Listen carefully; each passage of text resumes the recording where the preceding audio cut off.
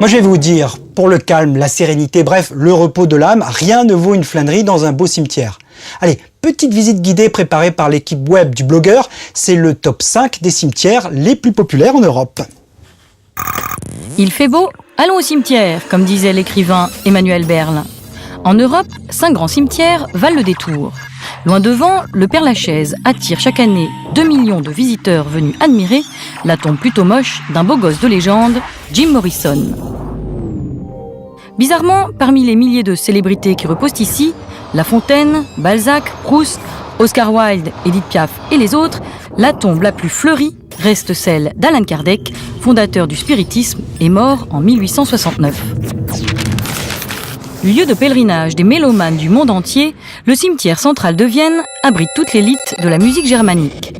Beethoven, Schubert, Brahms, Strauss, mais aussi Falco, kitschissime superstar autrichienne et immortelle interprète de Rock Me Amadeus. Trop guiré tout ça ? Suivez-moi dans les 60 catacombes chrétiennes de Rome. Creusées au 1er siècle de notre ère sous le nom de Coemeteria, qui veut dire dortoir. Des dortoirs pour des dizaines de milliers de squelettes. Prolétaires de tous les pays, reconnaissez-vous cette barbe ? Elle appartient à Karl Marx, enterré dans le très victorien cimetière de Highgate, au nord de Londres, non loin de Malcolm McLaren, parrain du punk anglais.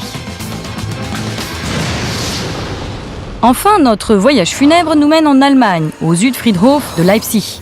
Très étendu, vert et romantique, réputé pour ses 10 000 rhododendrons, il attire les gothiques qui s'y retrouvent une fois par an. En fin de compte, un cimetière, ça reste un peu morbide quand même. Et pour en savoir plus, cliquez sur le blog. Je vous ai trouvé une foultitude de liens vers les cercueils et les urnes fantaisistes ou bio. Regardez, il y en a pour tous les goûts, en carton, en sable, en sel.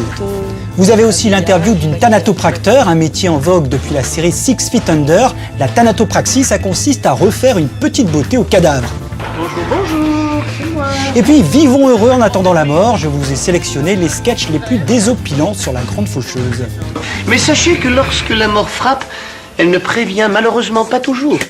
Allez, avant de vous quitter, 2 épitaphes à méditer. Dans un genre poétique, celle de Marlène Dietrich qui repose à Berlin. Je demeure ici aux bornes de mes jours. Et dans un style humoristique, celle du comédien Francis Blanche, enterré à Èze, près de Nice. Laissez-moi dormir, j'ai été fait pour ça. Allez, portez-vous bien.